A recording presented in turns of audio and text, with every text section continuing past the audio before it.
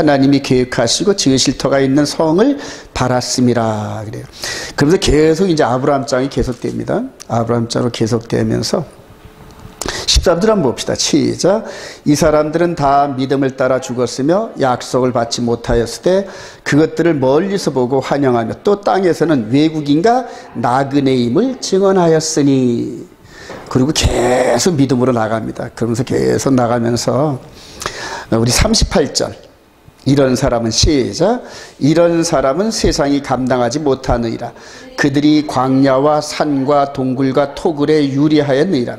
이 사람들은 다 믿음으로 말미암아 증거를 받았으나 약속된 것을 받지 못하였으나 이는 하나님이 우리를 위하여 더 좋은 것을 예비하셨은즉 우리가 아니면 그들로 온전함을 이루지 못하게 하려 하심이라. 그러면서 믿음장이 끝납니다. 여러분. 에덴 동산에 아담부터 시작을 해가지고 계속 히브리서 기자가 살고 있었던 그 시대 사람들도 믿음의 경주를 계속하고 있다, 이렇게 얘기하는 겁니다. 여러분. 믿음의 경주. 바울 사도는 믿음의 경주라는 이제 표현을 썼는데, 경주하는 자가 법대로 경주하지 아니하면 그래요, 상을 받지 못한다, 이제 이런 표현을 쓰면서 믿음의 경주라는 라인이 있다는 거예요. 라인이 쭉 있습니다.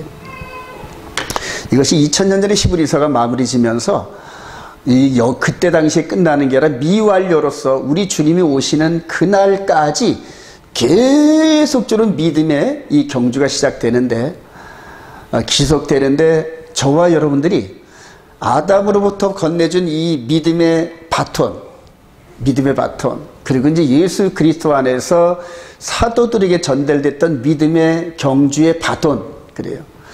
그리고 이제 그것을 계속 전달하면서 기독교 2000년 동안에 순교자의 반열에 섰던 사람들이 그 건네줬던 믿음의 바톤을 이 마지막 시대에 누가 받느냐는 얘기예요. 마지막 시대에 과연 그 초대교회 때 바울 사도로부터 전해줬던 이 믿음의 바톤, 그래요. 결승 테이프를 끊고 1등으로 달려가는데 처음에 바톤이 아니면 무효가 되잖아요, 여러분. 그렇죠. 계속 자기 라인에 있는 바톤을 이어받아서 그 바톤을 가지고 끝까지 가야 되는데, 저와 여러분들이 맨 마지막에 서 있는 주자 라인에 서 있습니다, 지금. 그러니까 믿음의 경주가 끝날, 우리 주님께서 재림하시면서부터 이 모든 경주가 끝나는 그 세대에 저와 여러분들이 살고 있다는 거 여러분 유념하시기 바랍니다. 그래서 저와 여러분들이 에덴 동산 시작했던 이 믿음의 이거를 쭉 여기대로 올바른 그러한 그 라인 안에 슬려가지고 노력을 해야 된다. 노력을. 그거는 믿음의 선진들이 걸어갔던 그 길들을 그대로 따라가는 거예요. 그대로 따라가면서 바로 그 길을 찾아내는 게 이제 오늘 주어지는 이런 말씀의 포인트입니다, 여러분. 그래서 아브라함이 걸어갔던 그 여정을 이렇게 족적을 밟아보면서 오늘의 우리의 길을 찾는 시간이 되기를 소망합니다. 자, 아브라함을 부르시고 축복을 약속하신 하나님. 창세기 12장 2절 시작. 내가 너로 큰 민족을 이루고 네게 복을 주어 네 이름을 창대하게 하리니 너는 복이 될지라. 너를 축복하는 자에게는 내가 복을 내리고 너를 저주하는 자에게는 내가 저주하리니 땅의 모든 족속이 너로 말미암아 복을 얻을 것이라 하신지라. 이에 아브라함이 여호와의 말씀을 따라갔고 롯도 그와 함께 갔으며 아브라함이 하란을 떠날 때 75세였더라. 그래요. 아까 저와 여러분들이 맨 처음에 했을 때 이제 요거를 펼쳐드렸는데요. 요거 따라 합시다. 야훼 데레크. 그러니까 여호와의 길이란 얘기인데, 여호와의 길, 야훼 데레크. 그래서 창세기 18장 19절에서 이 말씀을 주시면서 여호와의 도를 순종함으로 의와 공도의 사람. 그래서 따라합시다. 차데카, 그 다음에 미시파트. 그래서 의와 공도의 사람들이에요. 즉 여호와의 도를 순종하는 길이 하나님이 관점으로 볼 때 의롭고 공의로운 삶을 사는 거예요. 그래서 아브라함에게 약속했던 이 땅, 에레츠, 자손, 째라, 이방인의 복, 바라카, 이 세 가지 약속을 하셨는데 이게 공짜로 주어지는 게 아닙니다, 여러분. 즉 이 여건을 받는 그릇으로 만드는 도구로 여호와의 데레크, 야훼 데레크를 주셨단 말입니다, 여러분. 그리고 이 삶을 따라서 하나님이 기준을 볼 때 의와 공도의 삶을 사는 사람들에게 이 축복이 임합니다. 할렐루야. 그래요. 공짜가 없어요. 아버지 이삭도 저희 에서한테 장자권을 물려주는 축복 기도를 할 때 공짜가 어딨니? 맛있는 거 해와라. 이런 식으로. 즉 하나님께서 우리들에게 주신 게 거저 주시는 게 아니라 하나님의 백성다운 모습으로 꼴지운 그 백성들에게 이 축복을 나눠준다. 땅에 대한 약속은 가나안 땅을 보이는 땅, 그 다음에 자손에 대한 것은 이제 우선은 이삭인데, 그대로 이 자손이 이어져 가지고 예수 그리스도로 연결되고, 이 땅도 지금 가나안 땅이 아닌 바울 사도가 봤던 우리의 시민권은 하늘에 있으니, 그러니까 이 세상에 보이는 땅을 비추면서 영원한, 우리 눈에는 현재 안 보이는 그런 땅을 예비했단 말입니다. 요즘에 이제 그 트럼프가 조금 이따 나오겠지만, 트럼프가 이렇게 막 아랍권하고 막 그 뭡니까 평화조약을 맺는 이런 것들을 아브라함 협정이 성취가 된다 해가지고 전 세계가 지금 아주 난리 법석입니다, 여러분. 이제 그런 데서 잘못 오류로 빠지지 않게끔 이 성경을 잘 이해해야 돼요. 그리고 지금 이방인의 복이 약속의 자손으로 오신 예수 그리스도로 말미암아 지금 이방인의 축복이 막 마무리돼가는 이 시대의 흐름입니다, 여러분. 그래서 아브라함에게 약속했던 이 세 가지 축복, 이 부분을 잘 이해를 해야 마지막 때 이 메시지를 가지고 속이는 마귀의 그룹을 이길 수가 있어요, 여러분. 지금 이제 눈 감으면 영적인 코가 완전히 이한 그대로 비어갑니다, 여러분. 그래서 오직 기도 때 말씀만을 쫓고 또 재해석하고 올바른 길을 따라가는 것이 영혼 구원의 길인 줄로 믿습니다. 자, 그렇게 해서 우리 창세기 21장 3절 시작. 아브라함이 그에게 태어난 아들 곧 사라가 자기에게 낳은 아들을 이름하여 이삭이라 하였고, 아브라함이 그의 아들 이삭이 그에게 태어날 때에 백세라. 그래서 육신적으로 보이는 아들에 대한 약속은 이삭을 통하여 성취가 됐어요, 여러분. 그러니까 아브라함한테 일단 이렇게 아들을 주리라는 그 약속은 100세 때 얻은 이삭을 통하여 성취가 됐는데, 그때 이후로 아들을 이삭을 번제로 드리는 창세기 22장쯤에서 이 아브라함이 성숙하면서 누구를 바라본다? 예수아를 바라본다. 할렐루야. 그러니까 성경 전체 시작부터 계속 예수아를 향하여 포커스가 맞춰져 있어요. 계속 예수. 그리고 그 시대마다 하나님의 말씀대로 살아갔던 사람들에게 영의 눈이 열려가지고 예수아를 바라보게 하는 축복을 주셨다. 할렐루야. 저와 여러분들도 지금 말씀대로 순종하는 사람들은 늘 십자가에서 죽으시고 장세되고 부활하시고 하나님 보좌 우편에 계신 그분을 바라볼 수 있는 영적인 눈을 주신다. 할렐루야. 그렇게 해서 그분을 쫓아가야 영혼 구원에 이르는 길로, 올바른 길로 접어들 수 있어요. 그래요. 여호수아 21장 43절 시작. 여호와께서 이스라엘의 조상들에게 맹세하시사 주리라 하신 온 땅을 이와 같이 이스라엘에게 다 주셨으므로 그들이 그것을 차지하여 거기에 거주하였으니. 그래요. 즉 아브라함에게 약속했던 땅이 어디냐 하면은 한번 보도록 합시다. 창세기 15장 가보십시다. 조금 이따 다시 나오겠지만은 아브라함에게 약속했던 그 땅의 범위가 창세기 15장 18절. 이제 헷불 언약 때 이제 땅에 대한 약속을 하십니다. 그날에 시작. 그날에 여호와께서 아브라함과 더불어 언약을 세워 이르시되 내가 이 땅을 애굽 강가에서부터 큰 강 유브레데까지 네 자손에게 주리니 곧 겐 족속과 그니스 족속과 감몬 족속과 헷 족속과 브리스 족속과 르바스 족속과 아모리 족속과 가나안 족속과 기르가스 족속과 여부스 족속의 땅이니라 하셨더라. 그래요. 그러니까 보이는 가나안 땅을 약속을 하셨단 말입니다. 그리고 애굽 강가서부터 유프라테스 강까지 주겠다 약속을 하셨단 말입니다.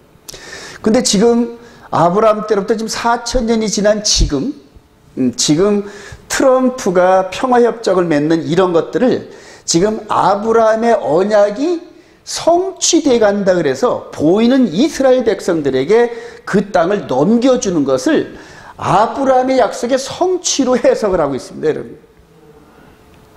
그래서 그것을 따라가는 그룹들은 그 다음부터 마지막 때 저 그리스도 진영이 이렇게 파놓은 함정으로 함께 확 들어갑니다. 왜냐하면 성경을 믿지 않잖아요, 여러분. 자, 이것을 우리 여호수아서 21장 43절 다시 가서 읽어봅시다. 아브라함으로부터 시작을 해가지고 여호수아까지 한 500년의 세월 이후에 성취가 됐답니다. 여호수아 21장.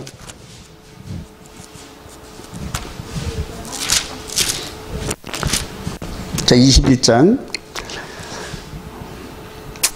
자, 우리 41절부터 레위 사람들이 시작. 레위 사람들이 이스라엘 자손의 기업 중에서 받은 성읍은 모두 48성읍이요 또 그 목초지리라. 이 각 성읍의 주위에 목초지가 있었고 모든 성읍이 다 그리하였더라. 이러면서 여호수아가 마지막 사역으로 이스라엘 12지파와 레위 지파들에게 땅을 전부 나눠줍니다. 미처 점령하지 못한 지역은 그림을 그려서라도 너희들이 가서 알아서 점령해 해가지고 그림으로 전부 나눠줍니다, 여러분. 그리고 나서 성령께서는 43절 시작. 여호와께서 이스라엘의 조상들에게 맹세하리라 주시라 하신 온 땅을 이와 같이 이스라엘에게 다 주셨으므로 그들이 그것을 차지하여 거기 거주하였으니. 45절 시작. 여호와께서 이스라엘 족속에게 말씀하신 선한 말씀이 하나도 남음이 없이 다 응하였더라. 믿으시면 아멘. 그래요. 즉 아브라함이 죽고 나서 이삭에게 전달되고, 이삭이 전달되면 야곱에게 전달되고, 요셉에게 전달되면서 항상 이 세 가지 축복이 계속 이어져 내려갑니다. 그러니까 아브라함의 축복, 보이는 자손의 축복, 땅에 대한 축복, 이방인에 대한 축복, 이런 것들이 계속 입체적으로 계속 내려갑니다. 계속 내려갑니다. 그리고 땅에 대한, 보이는 땅에 대한 약속은 성령께서 여호수아를 통하여 땅을 나눠주는 과정에서 이미 성취됐다, 이렇게 성령이 말하잖아요, 여러분. 성경을 믿으시기 바랍니다. 자, 우리 역대하 9장 가보시죠. 역대하. 그래요. 역대하 9장. 그래요. 이걸 실질적으로 이 솔로몬 왕 때 실질적으로 지배합니다. 실질적으로. 역대하 9장 26절. 자, 우리 25절부터 솔로몬의 병거 시작. 솔로몬의 병거매는 말의 외양간은 4천이요 마병은 12,000명이라 병거 성에도 두고 예루살렘에게도 두었으며, 솔로몬이 유브라데 강에서부터 블레셋 땅과 애굽 지경까지의 모든 왕을 다스렸으며. 믿으시면 아멘. 1차적으로 이스라엘 백성들, 여호수아를 통하여서 가나안 땅으로 인도됐던 그 백성들에게 땅의 형태를 다 나눠줬단 말이에요. 그리고 그 후로부터 약 한 500년 사사기 시대를 거쳐서 다윗과 그 다음에 솔로몬 시대 때에 완전히 중동의 패권자로 이 솔로몬 왕을 세웠습니다. 그리고 실질적으로 아브라함에게 약속했던 땅의 경계 지역을 솔로몬 왕이 실질적으로 지배하는, 그래서 아브라함에게 약속한 땅에 대한 약속은 이미 성취된 거 믿으시기 바랍니다. 근데 그때 이루어진 그 성취된 약속을 지금 끌고 들어와서 이스라엘 백성들이 1948년도 독립을 하고 그때 그 약속을 다시 성취하려고 재현하는 이런 그룹들이, 이게 비성경적이라는 얘기예요. 그러니까 성경의 해석을 하는 건 맞는데 시대적으로 적용하는 게 잘못되면은 이제 그게 이단이 되는 거예요.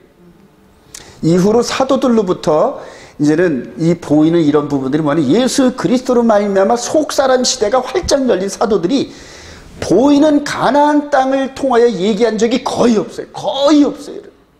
전부 하늘을 바라보면서 하늘의 소망을 두면서 우리 시민권은 저기 있고 그래요. 그리고 우리 예수님께서도 우리 요한복음 14장 한번 가보십시다. 떠나시기 전에 이렇게 말씀하셨어요. 요한복음 14장 1절. 너희는 시작. 너희는 마음에 근심하지 말라. 하나님을 믿으니 또 나를 믿으라. 내 아버지 집에 거할 것이 많도다. 그렇지 아니하면 너희에게 일렀을 때 내가 너희를 위하여 거처를 예비하러 가노니, 가서 너희를 위하여 거처를 예비하면 내가 다시 와서 너희를 내게로 영접하여 나 있는 곳에 너희도 있게 하리라. 할렐루야. 여러분 믿으시기 바랍니다. 성경에 기록된 걸 그대로 믿으세요. 근데 이거를 안 믿으면은 그 다음에는 이제 성경을 가지고 해석을 하는데 잘못된 해석을 하는 쪽으로 전부 넘어가 버려요. 성경의 진리를 고지고대로 믿으시기 바랍니다. 근데 이걸 안 믿으면 어떤 현상이 벌어지냐면 데살로니가 후서 2장 가봅시다. 데살로니가 후서 2장.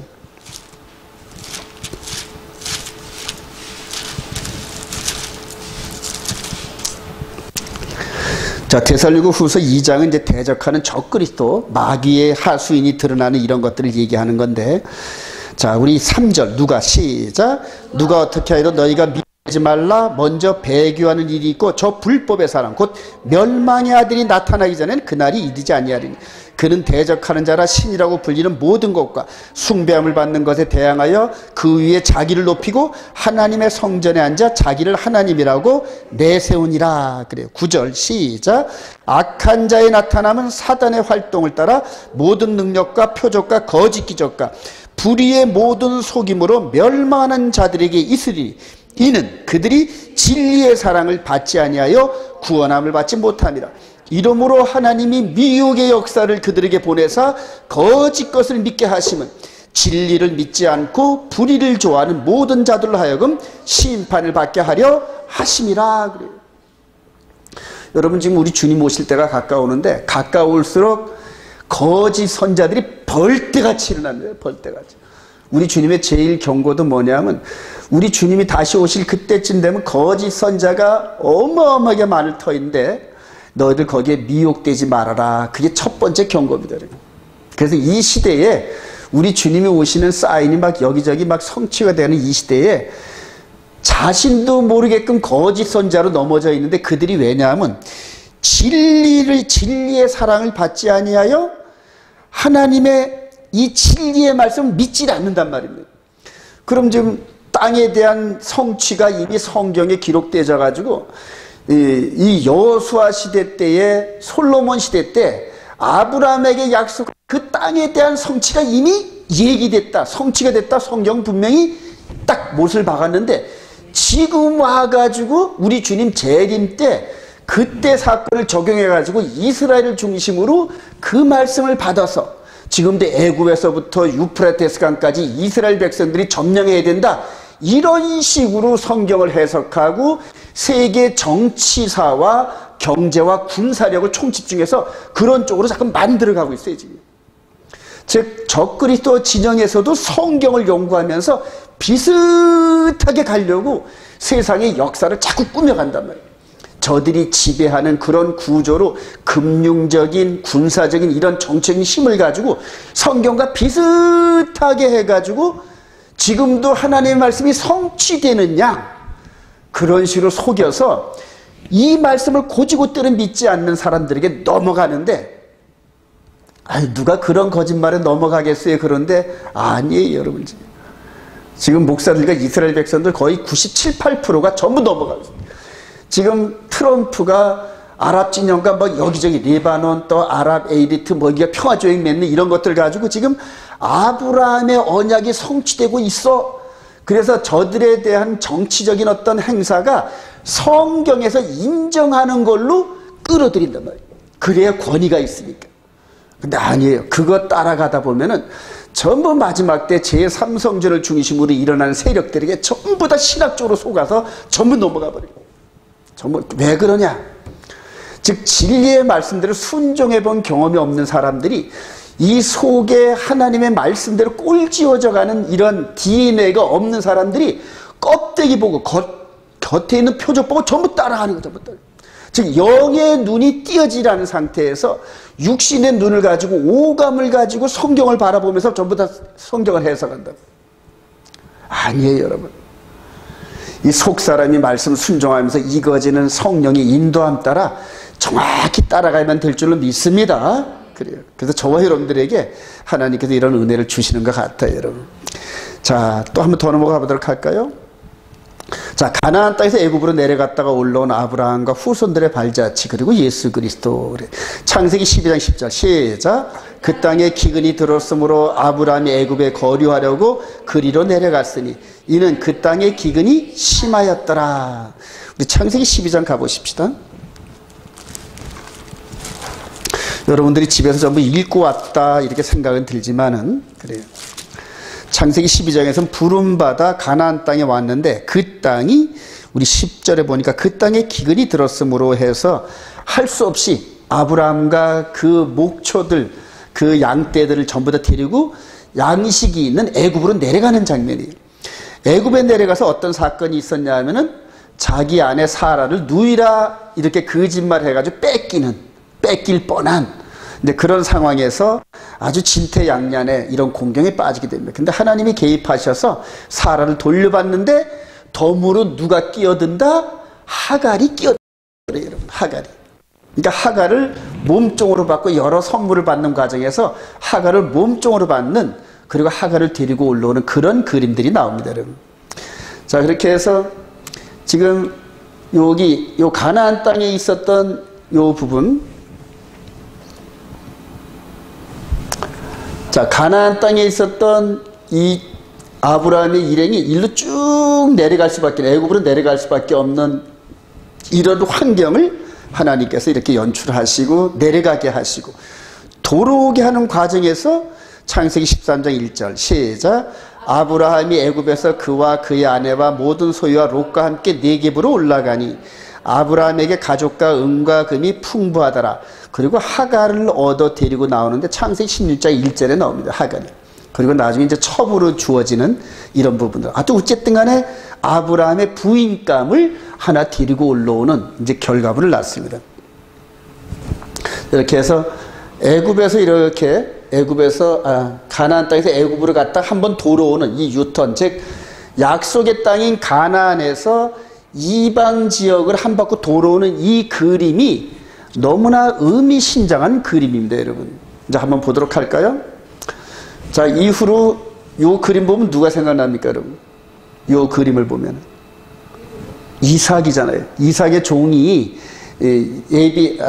엘리에셀이 요 작아서 안 보이시는구나. 리브가 사는 동네 우물가에서 기도하다가 그대로 기도의 응답대로 이 이쁜 아가씨가 나와가지고 낙타에다 물 주는, 그래서 요 리브가가 이삭의 아내로 이렇게 낙점돼가지고 데려오는 그림이 되는. 자, 여기서 이때 당시 이삭은 어디에 있었다? 약속의 땅 가나안에 있으면서 종을 이방적으로 보내가지고 아내를 얻어오는 이 그림입니다, 여러분. 자, 다음에 또 한번 볼까요? 자, 이 그림은 누가 생각납니까, 여러분? 이 그림은 야복강에서 에서 형과 야곱이 서로 껴안고 이렇게 화해하는 장면이 나오죠. 요때도 요 장자권을 가진 야곱이 아내와 자식들을 얻기 위해서 라반 외삼촌 집에서 21년 동안 있다가 돌아오는 그림이거든요, 이게. 자, 즉 가나안 땅에서 있다가 장자권을 가진 사람들은 이방 지역을 한 바퀴 돌아오는 패턴의 그림이 여러분 연상되나요, 여러분? 예, 이해가 되시면 아멘. 이게 정말 창세기 얘기입니다, 여러분. 자, 그리고 요건 또 누가 생각납니까, 여러분? 요셉이죠. 요셉도 10명의 형을 제껴놓고 장자권이 되잖아요. 색동족을 입었다는 건 장자로 인정받았다는 얘기거든요. 그래서 여지없이 할아버지 이삭, 그 다음에 아버지 야곱처럼 이방 지역으로 끌려 내려갈 수밖에 없는 운명이에요, 여러분. 장자로 선정되면은 이방 지역을 반드시 가야 됩니다. 그래서 요셉이 이방 지역에 끌려갔다가 나중에 총리가 돼가지고 그때 당시 최고의 신부감인 그 제사장의 딸을 이렇게 아내로 얻는 이런 그림이 연출됩니다. 그리고 430년 후에 모세를 통하여 여호수아를 통하여 다시 돌아오는 그림. 여러분 이해가 되시나요, 여러분? 계속 이방 지역을 갖다 한 바퀴 돌고 이런 식으로 이제. 그런데 그게 누구에 대한 예표냐면은 예수 그리스도에 대한 예표입니다, 여러분.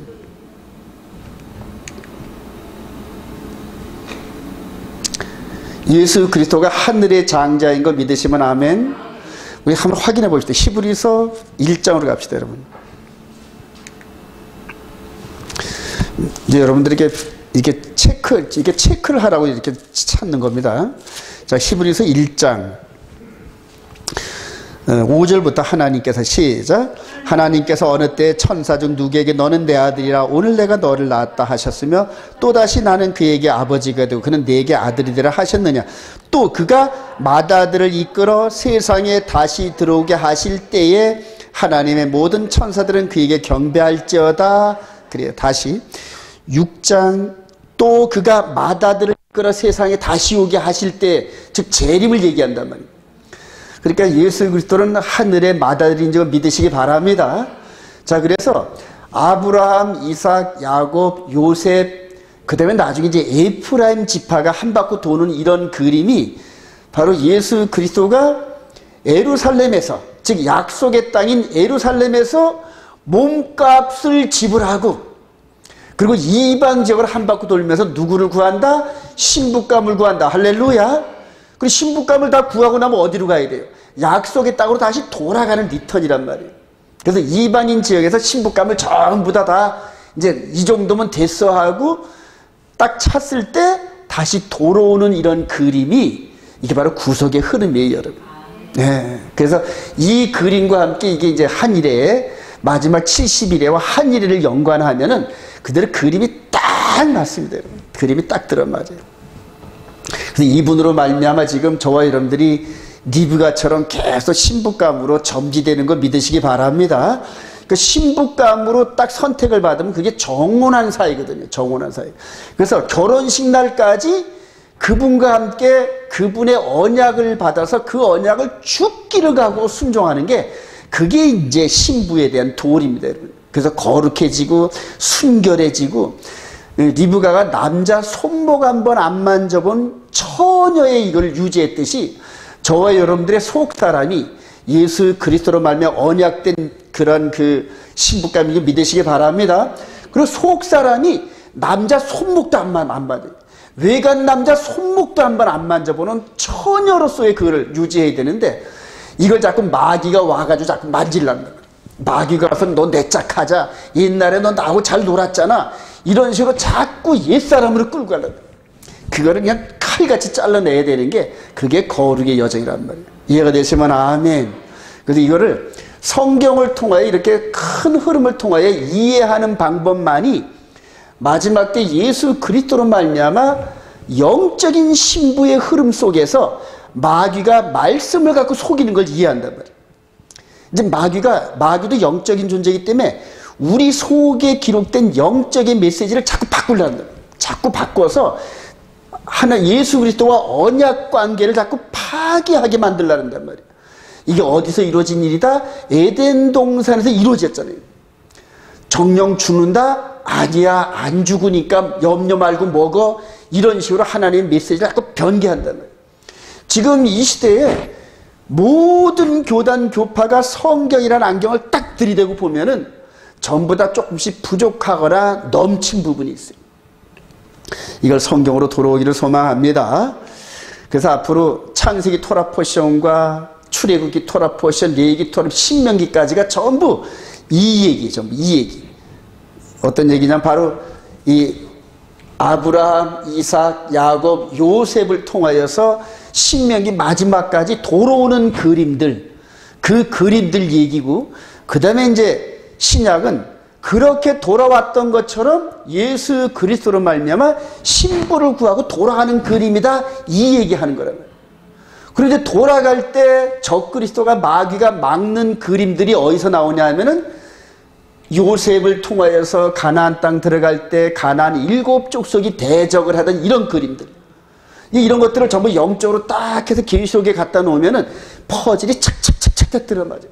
7 인에다가 7 나팔에 7 대적과 이런 것들이 전부 영적인 대적 도전인데, 그런 것들이 여호수아를 통하여 가나안 7 족속들을 이렇게 허물어뜨리는 여호수아를 읽어보면은, 여호수아를 읽어보면은 계시록과 그대로 매칭이 돼요. 그래서 우리에 대한 미래를 이렇게 기록되어진 말씀을 통하여 확신을 가지라는 얘기입니다. 이해가 되시면 아멘. 마지막에 그 말씀 줄기를 따라서 가는 사람들만이 목적지까지 달 수가 있어요. 그래서 제가 자꾸만 말씀을 통하여 자꾸 같은 말들을 자꾸 반복하는 이유가 여러분들의 마음이 아직 길이 나라는 거예요. 길이 나라는 거예요. 그래요. 자, 창세기 롯을 구한 후 귀한 종 멜기세덱을 만난 아브라함인데 창세기 14장 17절 시작. 아브라함이 왕들을 쳐부수고 돌아올 때 소돔 왕이 사회의 골짜기 곧 왕의 골짜기로 나와 그를 영접하였고 살렘한 멜기세덱이 떡과 포도주를 가지고 나왔으니 그는 지극히 높으신 하나님의 제사장이었더라. 우리 창세기 14장 한번 가봅시다. 14장. 이런 부분들을 저와 여러분들이 그냥 스킵하듯이 지나왔는데 아브라함이 살렘한 멜기세덱을 만난 게 너무너무 중요한 포인트인데 여러분. 창세기 14장 우리 18절 살렘왕 한번 읽어보자. 시작. 살렘왕 멜기세덱이 떡과 포도주를 가지고 나왔으니 그는 지극히 높으신 하나님의 제사장이었더라. 그가 아브라함에게 축복하여 이르되 천지의 주제이시오 지극히 높으신 하나님이여 아브라함에게 복을 주옵소서. 너희 대적을 내 손에 붙이신 지극히 높으신 하나님을 찬송할지로다 하며 아브라함이 그 얻은 것을 10분의 1을 멜기세덱에게 주었더라. 이게 신앙의 고백입니다. 여러분. 신앙의 고백인데 자, 지금 요 멜기세덱 왕을 만나는 아브라함에 대한 얘기인데 여기 아브라함이 지금 멜기세덱 왕을 만납니다. 여러분. 소돔과 고모라 왕이 제안한 거는 이런 제안에 거절을 하죠, 여러분. 근데 멜기세덱 왕이 너를 승리하게 하신 여호와 하나님께 영광을 돌려라. 그러니까 신앙의 복종회의로 소득의 11조를 멜기세덱 왕을 통하여 하나님께 드리는 장면들. 여러분들 11조는 누구의 것이다? 하나님의 것인 거 믿으시기 바랍니다. 그러니까 말라기에서 11조 떼먹는 회의를 아버지 거 도둑질했다 그래요, 여러분. 아버지 거 도둑질했다 그래요. 그리고 11조를 드리는 행위는 신앙 고백 행위입니다, 여러분. 예, 그래서 아브라함을 통하여 이렇게 드려진 이 부분인데 여기에서 아브라함이 만난 이 장소가 어디냐면 왕의 계곡인데 여기에 성전산 우리 주님 오셨을 때 이 상황입니다. 그래서 여기가 다윗의 집이고 여기가 실로암 물가거든요. 여기가 실로암 물가인데 이스라엘 가본 사람은 알지만 지금도 이렇게 길들이 나 있고 이쪽으로 길이 이렇게 나 있어요. 여기 이제 감람산이에요. 왕의 계곡이 여기입니다. 여기인데 여기에 압살롬의 무덤이 있어요. 여기에 한번 가보신 분들은 이해가 되시죠, 여러분? 그 왕의 계곡 여기서 누구를 만났다? 멜기세덱 왕을 만났다는 거예요. 장소가 여기란 말이에요. 당시에는 멜기세덱 왕 당시에는 이런 건물이 없었겠죠. 이게 바로 우리 주님 오실 때보다 한 2000년 전 사건이니까 그냥 동상 같았을 겁니다, 여러분. 근데 여기에서 창세기 22장에 보면 내가 지시한 한 산 거기다 누구를 드려라? 네 아들, 내 사랑하는 독자 이삭을 번제로 드려라. 그럴 때 여기에서 이미 아브라함은 요 산, 이 성전산, 요 모리아산 여기인 줄 알고 있었던 거예요, 여러분. 왜냐하면 여기에 가본 적이 있으니까. 여기서 멜기세덱 왕을 만났을 때 아마 성령의 엄청난 감동을 받았을 겁니다. 근데 이런 부분들이 우리가 지리와 이런 것들을 잘 모르니까 그냥 스킵해 지나가거든요. 굉장히 연관관계가 있어요. 그래서 앞으로 이스라엘 성지순례 가시는 분들은 성전산을 중심으로 해서 여러 사건들을 잘 유념하시길 바랍니다, 여러분. 자, 그래서 여기서 만났어요. 그리고 10분의 1을 드리면서 이제 신앙 고백을 했는데 히브리서 7장 6절 시작. 레위 족보에 들지 아니한 멜기세덱은 아브라함에게서 10분의 1을 취하고 약속을 받은 그를 위하여 복을 빌었나니 논란의 여지 없이 낮은 자가 높은 자에게서 축복을 받느니라. 그래요. 그래서 이 멜기세덱 왕이 왜 중요하냐면은 바로 멜기세덱 이 제사장의 반열을 따라 누가 제사장이 됐다? 예수 그리스도가 대제사장이 되신 거 믿으시면 아멘. 그래, 이거를 시편 110편에서 고백을 합니다. 시편 110편. 한번 가보십시다. 다윗이 성령의 감동이 돼가지고 자신의 육신의 후손으로 메시아가 어떤 위치일 것을 이제 이렇게 찬양을 하는 장면인데 시편 110편. 여호와께서 시작. 여호와께서 내 주에게 말씀하시기를 내가 내 원수들로 내 발판이 되게 할까지 너는 내 오른편에 앉아 있으리라 하셨도다. 여호와께서 시온에서부터 주의 권능의 귀를 내보내시리. 주는 원수들 중에서 다스리소서. 주의 권능의 날에 주의 백성이 거룩한 옷을 입고 즐거이 헌신하니 새벽 이슬 같은 주의 청년들이 주께 나오는도다.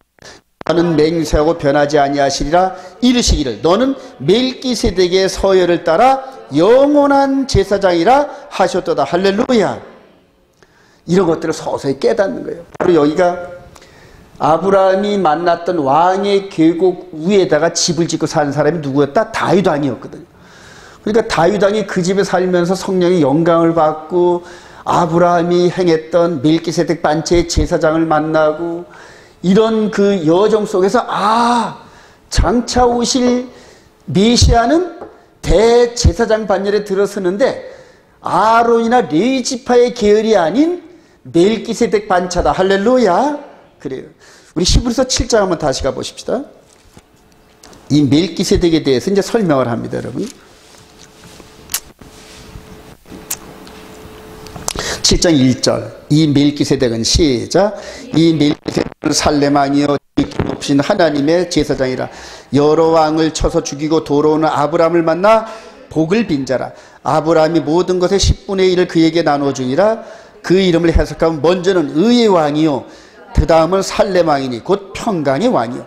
아버지도 없고 어머니도 없고 족보도 없고 시작한 날도 없고 생명의 끝도 없어 하나님의 아들과 닮아서 항상 제사장으로 있느니라.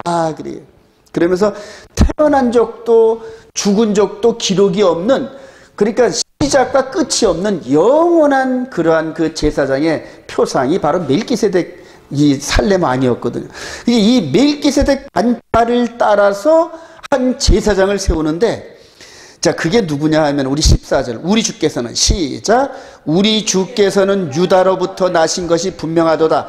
이 지파에는 모세가 제사장들에 관하여 말한 것이 하나도 없고 멜기세덱과 같은 별다른 한 제사장이 일어난 것을 보니 더욱 분명하도다. 그는 육신에 속한 한 계명의 법을 따르지 아니하고 오직 불멸의 생명의 능력을 따라 되었으니. 할렐루야. 그래요. 그러면서 육신의 예법을 따르는 아론과 레위 지파의 반차가 아닌 영의 몸을 이끌어가는 생명의 성령의 법의 리더자다. 할렐루야. 그래요. 이게 너무너무 중요합니다. 너무너무 중요해요. 이걸 깨닫는 게. 그래서 제가 맨 처음에 보내준 게 이게 이제 그렇게 안 돼서 좀 유감스러운데, 그것도 한번 가보십시다. 쭉 해서 가보십시다. 이거를 마지막에 이제 이걸 그려놨는데, 그래. 이거 우리 베레시트 할 때 이거 보여드렸죠? 즉, 이 개념을 기본적으로 이해를 못하면은 성경 해석이 안 돼요, 여러분. 이해가 되시나요, 여러분? 하나님께서는 이렇게 속사람, 우리를 요 매미가 이렇게 거듭나는 것처럼 요 순간을 타임으로 딱 정해 놓으시고, 그 다음에 육의 몸이 있은즉 영의 몸이 있는데, 육신의 예법을 따르는 아론과 레위 반차의 이 제사장들은 이거를 이끌어간단 말이에요. 그러니까 이 육의 법을 이끌어가는 유대 백성들의 이 성전의 예법이 아닌 이 영의 몸을 이끌어가는 멜기세덱 반차의 예수아가 우리의 대제사장이다. 할렐루야. 그래서 이 육의 몸을 이끌어가는 모세 시대의 광야 40년과 여호수아를 통하여 이끌어가던 그 방법대로 영의 몸을 이끌어 가신다는 얘기예요. 그러니까 이 영의 몸을 이끌어가는 법을 알려면은 이 법을 알아야 되는데, 적용을 이 육신의 예법을 여기다 적용하면 안 된다는 거예요, 여러분. 그러니까 지금 이스라엘 백성들이 그렇게 주장하는 할례, 동물 제사, 코셔법, 이런 겉사람의 모습, 이 뭐 수염 기르는 이런 것들은 여기에 해당하는 법이었어요. 그래, 그렇게 수염 기르고 머리 안 깎는 법을 통하여 육신이 이방인들과 구별되게끔 만들었단 말이에요. 이 거룩이란 건 뭐냐면 구별된다는 거거든요.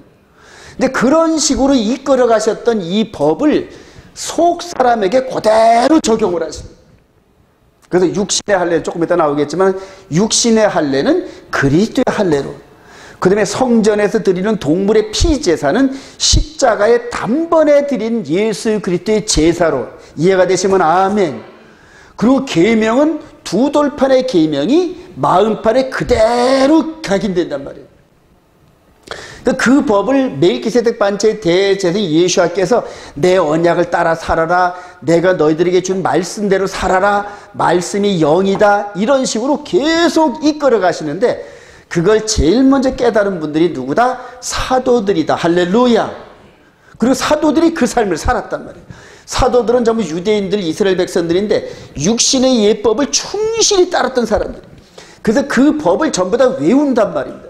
그리고 그 법대로 살아가면서 바울 사도는 육신의 예법으로 나는 흠이 없던 사람이야, 말씀대로 다 순종했어, 그렇게 자신했던 사람들인데, 영의 예법의 속사람을 들여다보니까는 아우라 나는 공고한 자로다, 이 사망의 몸, 즉 지옥불에 들어갈 이 사망의 몸에서 나를 구원할 자가 누구냐 찾다 보니까 그분이 예수 그리스도. 할렐루야. 그분이 대제사장이라서. 그 대제사장의 역할은 백성들의 죄를 담당한단 말이에요. 우리 육신의 제사장들은 피곤하니까 졸고 때로는 기도도 안 하고 막 이랬는데, 하늘에 계시는 멜기세덱 반차의 대제사장은 졸지도 않으시고, 할렐루야, 우리들의 죄로 넘어지면 탄식을 하면서 일어나라, 일어나라, 죄에서 일어나라, 이겨라, 이런 식으로 해서 당신을 만나는 그 순간까지 계속 우리를 이끌어 가신다. 할렐루야. 그 대제사장을 지금 얘기하고 있는 거예요, 지금. 그래요. 그래서 멜기세덱을, 아브라함이 멜기세덱을 만나는 게 상당한 상징성이 있어요. 그리고 믿음의 조상인 그분이 11조를 드리면서 당신은 나의 주님이시라고 고백한 거란 말이에요. 지금도 저와 여러분들이 그들의 11조를 드리면서 이것을 가지고 교회에서 쓰는데 그걸 아무런 의미도 없이 막 격화시키는데 아니에요. 이 마음 안에서 주님이 나의 주님이세요, 그리고 주님 것을 돌려드립니다, 이게 신앙 고백의 형태가 바로 11조란 말이에요. 너무너무 중요합니다, 여러분. 그리고 11조를 통하여서 이 교회도 운영하고 구제도 하고 선교사역도 하면서 아주 거룩한 곳에 쓰는 거란 말이에요. 그래요. 이해가 되시면 아멘. 그래, 다시 이제 돌아가십시다.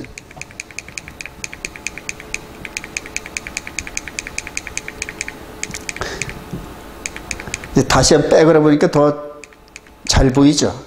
여기서 이렇게 만났어.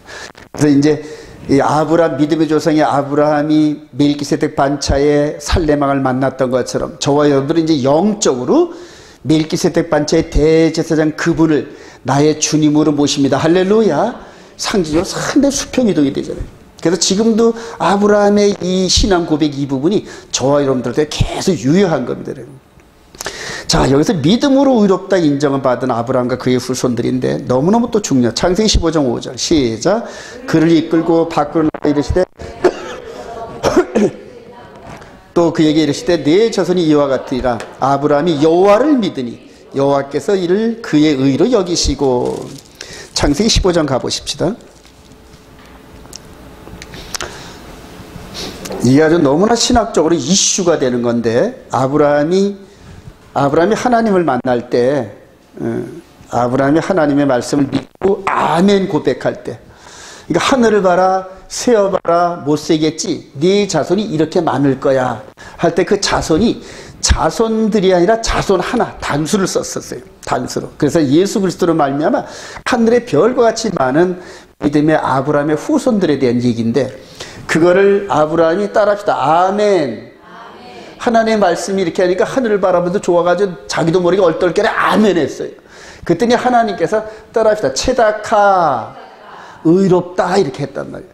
그러니까 하나님의 말씀을 그냥 눈에는 안 보이는데 보지 못하는 것의 증거를 마음으로 믿어가지고 아멘 고백했단 말이에요. 그러니까 하나님께서 체다카, 의롭구나, 이렇게 얘기를 한 거예요. 그래서 여기서 이제 바울 사도가 말하는 이신칭이 믿음으로 말미암아 의롭게 되는 교리가 바로 이겁니다. 그러니까 하나님의 말씀을 믿음으로 아멘 했을 때 의롭게 되는 줄 믿으시면 아멘. 이게 justification이거든요.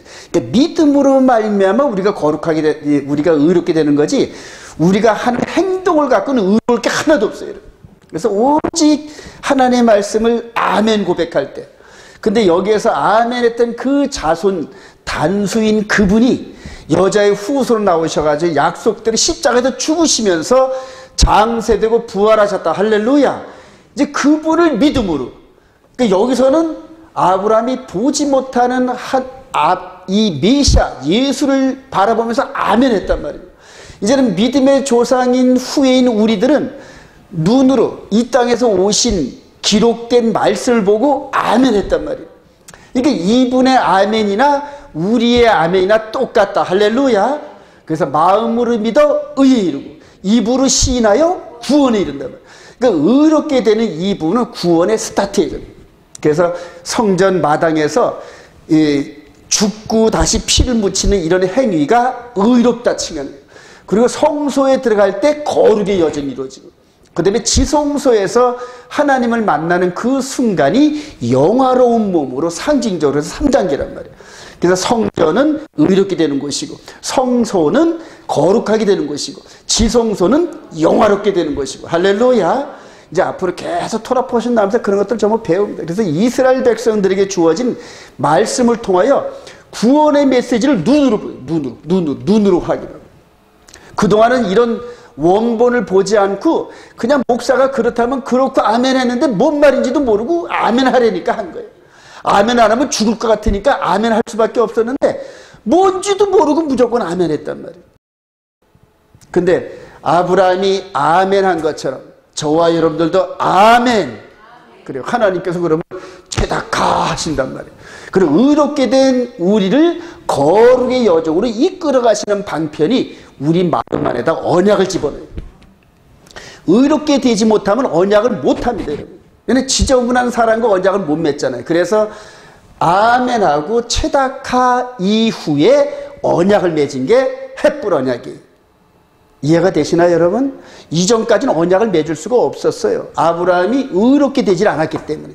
근데 말씀을 믿음으로, 하늘에서 예포된 자손을 믿음으로, 즉 예수 그리스도를 믿음으로 말미암아 의롭게 됐기 때문에 언약을 맺을 수 있다. 이해가 되시면 아멘. 저와 여러분들도 예수를 믿고 끝난 게 아니라 예수를 믿고 의롭게 됐기 때문에 언약을 맺는단 말이에요. 그게 이제 동혼관계, 결혼관계, 약혼관계란 말이에요.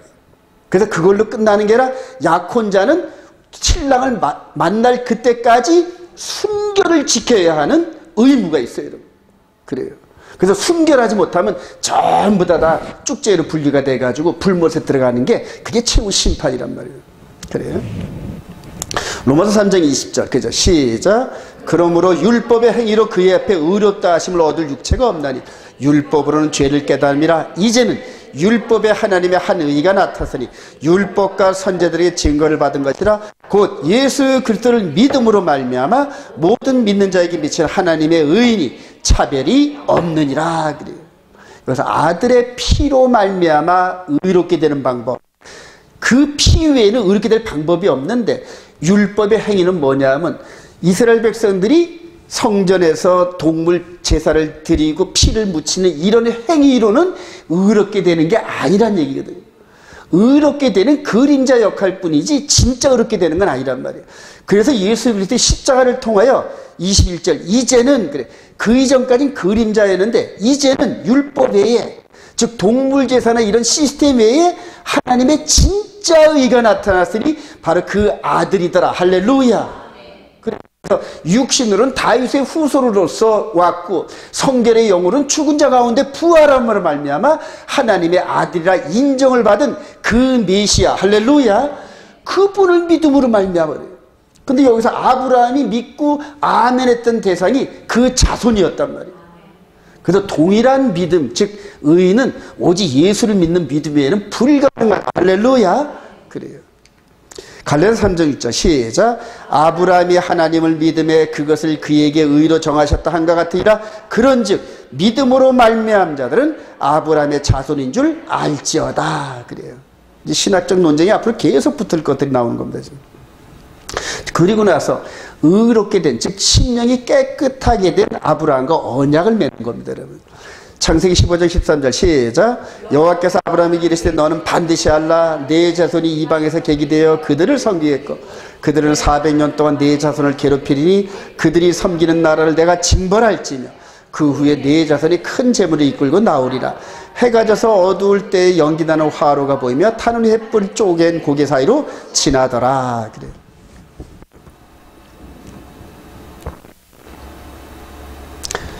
일차적으로 아브라함과 언약을 맺을 때는 이 모습입니다. 그래서 횃불 언약이 들어가죠. 그리고 아브라함이 이제 요게 따라붙어 베리트, 이게 이제 언약이라는 뜻인데, 아들의 손에 못자국 났다. 이제 아들의 손에 십자가, 이제 이런 식으로 뜻이 있습니다. 여기 이제 언약 계약인데, 아브라함은 이 과정을 통하여 장차 자기의 육신의 후손으로 올 메시아를 바라봅니다.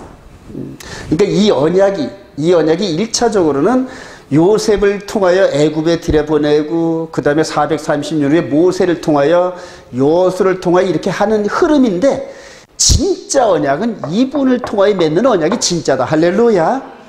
이거를 동시에 이렇게 창세기를 보면서 이걸 볼 수 있는 눈이 열려야 돼요, 여러분. 그래서 통시적으로 이렇게 보면서 하여튼 모든 성경의 포커스는 이분이 예수야예요. 예수야라는 거죠. 자, 마태복음 20장 27절 시작. 또 잔을 가지사 감사기도 그들에게 주시며 이르시되 너희가 다 이것을 마시라.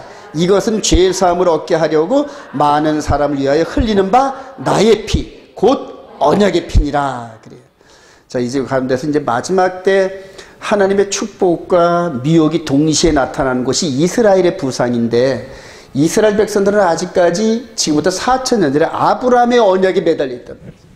왜냐하면 메시아가 안 왔다 생각을 해가지고 저들이 신학이 발전되어 왔거든요. 근데 이미 2000년 전에 예수를 통하여 진짜 언약이 나타난 걸 아직 깨닫지 못한단 말입니다. 그래요. 그런데 이제 이런 부분들을 저와 여러분들이 깨닫고 이스라엘 백성들을 향하여 복음을 증거해야 할 줄로 확신합니다. 우리 갈라디아 3장 15절 시작. 형제들아 내가 사람의 예대로 말하니 사람의 언약이라도 정한 후에는 아무도 패하거나 더하거나 하지 못하니라. 이 약속들은 아브라함과 그 자손에게 말씀하신 건데, 여럿을 가리켜 그 자손들을 하지 아니하시고 오직 한 사람을 가리켜 내 자손이라 하셨으니 곧 그리스도라. 할렐루야. 단수를 썼다 그래요. 내 아들들 이렇게 얘기를 안 하고 한 사람 그래요. 근데 한 사람이 그냥 아브라함, 이삭, 야곱, 그 다음에 요셉을 통하여 12아들을 통하여 이스라엘 나라를 거쳐가지고 요셉과 마리아를 통하여 동정녀 마리아를 통하여 나타나셨다. 할렐루야. 그 한 사람이 계속 포커스. 한 사람. 그리고 이제 그분으로 말미암아 아까 보여준 저와 여러분들의 영의 몸, 완전한 하나님의 형상을 닮을 이 영의 몸을 향하여 이제 역사가 시작되는 거예요. 하나님의 언약을 불신하여 사라의 말을 듣고 이스마엘을 얻은 아브라함인데, 우리 창세기 16장 1절 시작. 아브라함의 아내 사라는 출산하지 못하였고 그에게 한 여종이 있으니 애굽 사람이여 이름은 하갈이라. 사라가 아브라함에게 이르되 여호와께서 내 출산을 허락하지 아니하였으니 원하건대 내 여종에게 들어가라. 내가 혹 그로 말미암아 자녀를 얻을까 하노라 하며 아브라함이 사라의 말을 들으니라. 아브라함의 아내 사레가 그 여종 애굽 사람 하갈을 데려다가 그 남편 아브라함에게 첩으로 준 때는 아브라함이 가나안 땅에 거주한 지 10년 후였더라. 그래요. 아브라함이 누구의 말을 들었더라? 사레의 말을 들었어요. 아주 재밌죠, 요 그림이. 이스마엘 먹고 난 다음에 13년 동안 이스마엘 때문에 그냥 세월 가는 줄 모르고 아주 얼마나 재밌는지. 하나님과의 맺은 언약은 그냥 저만큼 떠내려갔어요. 그러니까 그만큼 이스마엘과 재밌게 지냈다니. 그리고 후계자니까 그래요. 자, 그리고 하나님께서 아하 이렇게 응답을 하시려고 그랬구나, 그렇게 착각을 했단 말입니다, 여러분.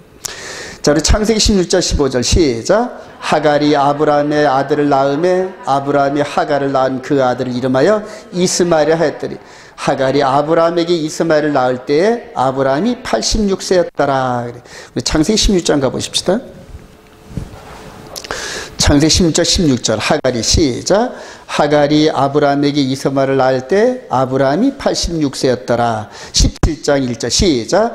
아브라함이 99세 때 여호와께서 아브라함에게 나타나서 그에게 이르시되 나는 전능한 하나님이라. 너는 내 앞에서 행하여 완전하라. 내가 내 언약을 너와 너 사이에 두어 너를 크게 번성하리라 하여지니 아브라함이 엎드렸더니 하나님이 또 그에게 말씀해 주시되 보라 내 언약이 너와 함께 있으니 너는 여러 민족의 아버지가 될지라. 성경을 통하여 보면 이제 확실합니다. 창세기 16장 16절 86세 때와 그 다음에 17장 1절 몇 살 때? 99세. 그리고 그동안 몇 년이 흘렀다? 13년이 흘렀단 말이에요. 13년 동안 여기서 아무것도 기록이 안 됐다는 건 하나님과 아브라함과 대화가 있었다 없었다? 없었다는 얘기예요. 그러니까 아브라함이라 하더라도 세상적인 보이는 만족에 의해서 도취돼 가지고 하나님을 등한시했다는 거예요. 이런 것들이 후에 보면 등 따시고 배불리고 부자가 되면 하나님을 멀리하는 그림들이 계속 나옵니다. 그러니까 아브라함이 아쉬울 게 없어. 재산은 너무너무 많지.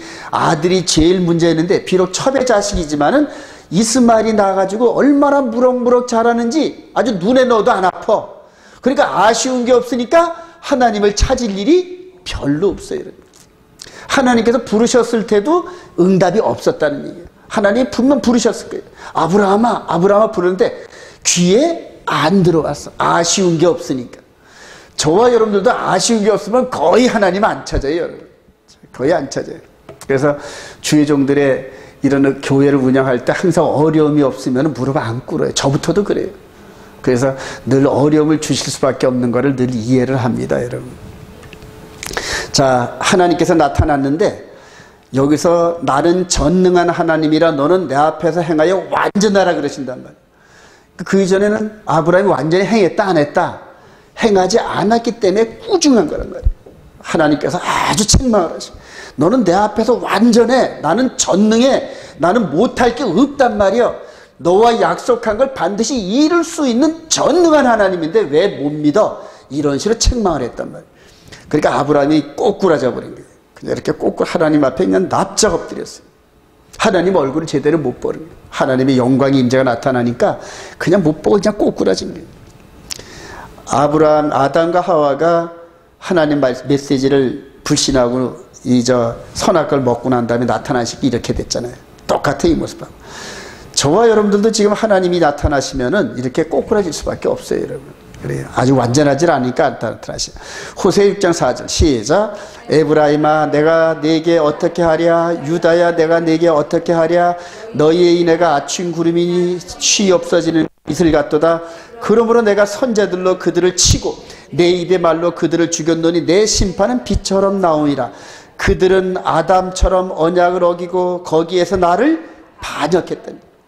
그럼 지금 아브라함도 지금 하나님의 말씀을 불신했더니까 뭐 한 거예요 지금? 반역한 거예요. 즉 언약을 믿지 않은 행위가 반역하는 거란 말이에요. 아브라함의 후손인 이삭도 마찬가지고 야곱도 마찬가지고 얼마나 언약을 불신해서 넘어진 행위들이 많았는지 몰라요. 그럼에도 불구하고 하나님께 다시 이렇게 세워요. 여기서 유다야 에브라임의 이게 뭐냐면 북이스라엘 10지파를 향하여 말하는 거고 남방 유다 2지파를 향하여 말하는데 너희들이 12지파 전체가 언약을 어기고 반응했다는 얘기예요. 여러분 열왕기 상하를 읽어보면은 하나님이 기뻐하시는 왕들이 그냥 손에 꼽을 정도예요. 히스기야 정도나 좀 기쁘게 했고 그 다음에 나중에 요시야 왕 정도가 기쁘게 했고 다윗 왕도 기쁘게 했는데 그 이후로는 하나님을 기쁘게 한 그런 왕들이 거의 없다시피 했어요. 하나님께서 계속 책망을 하십니다. 너들 그러면 안 된다 책망하고 그러는데 끝내 불순종하니까 이방적으로 다 내쫓아 버리셨어요. 언약대로. 그래요. 아브라함과 새 언약을 맺으시면서 이제 언약이 한번 깨졌어요, 여러분. 창세기 15장에서 맺은 언약이 아브라함의 불신으로 말미암아 한번 금이 갔단 말이에요.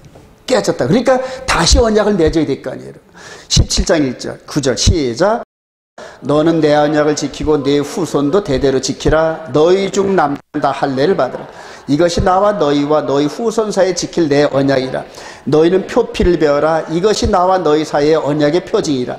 너희의 대대로 모든 남자는 집에서 난 자 또는 너희 자손이 아니라 이방 사람에게서 돈으로 산 자를 막론하고 난 지 8일 만에 할례를 받을 것이라 그래요. 그리고 그 후에 15장에서 햇불 언약의 그 내용을 다시 재확인시키는 게 새 언약입니다. 옛 언약이 깨진 걸 다시 각인시키는데 두 번째 언약 때는 페널티가 달라요. 페널티가. 어긴 죄값을 받아야 돼요. 아담과 하와가 언약을 어기나서 누구의 피가 흘려졌다? 이 여자의 후손에 대한 피가 흘려질 것을 판결했는데 그 예표로 짐승이 대신 피를 흘렸단 말이에요. 이해가 되시나요, 여러분? 아브라함도 언약을 맺었는데 깨졌단 말이에요. 그리고 두 번째 새 언약을 맺을 때는 아브라함이 페널티를 받아야 돼요. 페널티를. 즉 하나님과의 언약을 맺은 걸 불신하면 죽음이란 말입니다. 죽을 수밖에 없는데 그 죽음에 대한 예표로 피 흘린, 즉 남자의 표피를 잘라버린다. 할례를 시켜버려요. 그러니까 할례라는 게 엄청 힘들어요. 엄청 아프고. 그런데 아픈 것도 모르는 난지 8일 만에 딱 잘라버려요. 근데 이방인 출신으로 이 아브라함의 울타리 들어가려면 나이가 먹어서 할례를 하면 무지 아파요, 여러분. 무지 아픈데. 피도 많이 나고. 그래서 할례를 했는데 지금 할례 때문에 지금 또 엄청난 그런 논쟁들이 붙어요, 지금. 이스라엘 백성들이 알리야할 때 할례 안 한 사람들은 할례하자고 덤벼듭니다, 여러분. 그래서 칼 갖고 덤벼들어요, 랍비들이. 알리야할 때마다 이 할례를 점검받고 통과해야 됩니다, 여러분. 그래요. 지금도 할례를 안 하면 이스라엘 백성이 아니에요. 그래서 이렇게 보이죠, 이렇게. 아버지 품에 8살, 8일 만에 난 애가 이렇게 끝을 잘라버리고, 잘려진 표피가 버려지고, 그리고 피가 많이 흘리면서 속에 게 이렇게 드러나는 거예요. 예, 할례. 우리 우주 할례 안 시켰지? 그래. 예. 아기 때 시키는 거죠. 아기 때 시키고. 자, 남자들은 이제 군대 가면 할례 합니다, 여러분. 자, 창세기 17장 24절 시작. 아브라함이 그의 표피를 댄 때는 99세였고 그의 아들 이스마엘이 그의 표피를 댄 때는 30세였더라. 그날에 아브라함과 그 아들 이스마엘이 할례였고 그 집의 모든 남자가 그 집에서 태어난 자와 돈으로 이방 사람에게서 사온 자가 다 그와 함께 할례를 받았더라. 그래요. 그리고 이것이 2000년이 흐른 다음에 예수 그리스도를 영접하고 나서 다시 이스라엘과 이방인이 하나가 되는 과정에서 초대교회 때 뭔 논쟁이 붙었다? 할례 논쟁이 붙었어요. 바울 사도가 할례를 찬성했다? 반대했다? 반대했어요, 여러분. 왜 그랬을까요, 여러분? 영적으로 이미 속사람의 시대가 열려서 이제는 육의 할례가 아무런 의미가 없다는 걸 깨달았단 말이에요.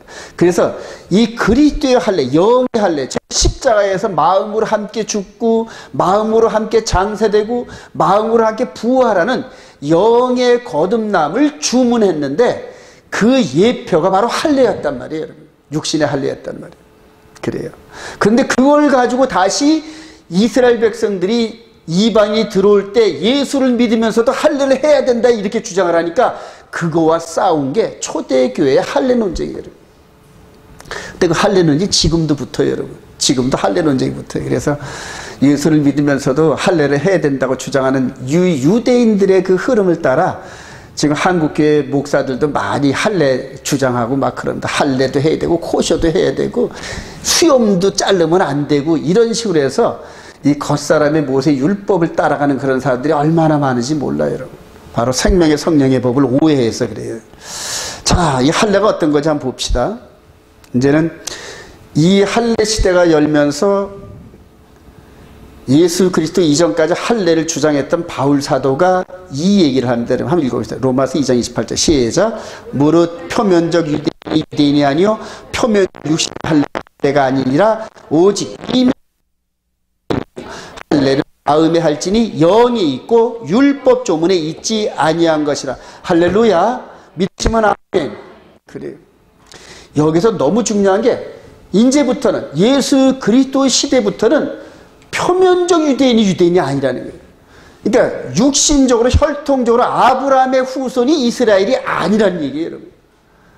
그런 주장을 하니까 유대인들한테 돌 맞아 죽을 뻔한 게 바로 바울 사도예요. 영의 시대가 열리면서 이제부터는 이 마음의 영의 몸의 시대가 열렸구나 이걸 깨달은 사람이 육신으로 이제 이스라엘과 이방인 아무런 관계 없어. 할례 해도 그만이고 안 해도 그만이야. 이 영의 예법을 선포하는 과정에서 오해를 해가지고 유대인 그룹들이 그게 죽이려고 해요. 이제는 표면적 육신의 할례가 아니라는 얘기예요. 이면적, 즉 영적인 세계에서 예수 그리스도를 나의 구주로 할렐루야 그렇게 영접하는 자들만 체다카 의롭게 되는 거라고. 그러니까 혈통적 이스라엘 백성들 아무리 아브라함의 후손의 직계 자손들이라도 예수를 믿지 않으면 체다카가 안 되는 거예요, 이제부터는. 그러니까 구원이 없다는 얘기, 한마디로 말하면. 그러니까 예수 그리스도의 십자가 사건과 죽으신과 부활의 사건이 있는 그때부터 이제는 혈통적 유대인이 유대인이 아니고 이방인들도 이제는 혈통적 이방인 필요가 없는 쪽 믿음의 세계가 열렸다는 얘기예요. 근데 그게 말세라는 거다. 할렐루야. 그래요. 이제 이거를 이해해야 돼요. 그래서 이제는 표면적 유대인이 유대인이요. 이면적, 즉 할례는 마음에 하라는 얘기예요. 마음에 하래. 마음에 하는 게 어떤 거냐? 이제 중요합니다. 바로 이 얘기란 말이에요. 즉 예수가 함께 이제 끌려가시는 거예요. 아버지의 뜻대로 지금 죽으러 가는 거지. 예수님의 뜻이 아닌 아버지의 뜻대로 죽으러 가시는 거예요.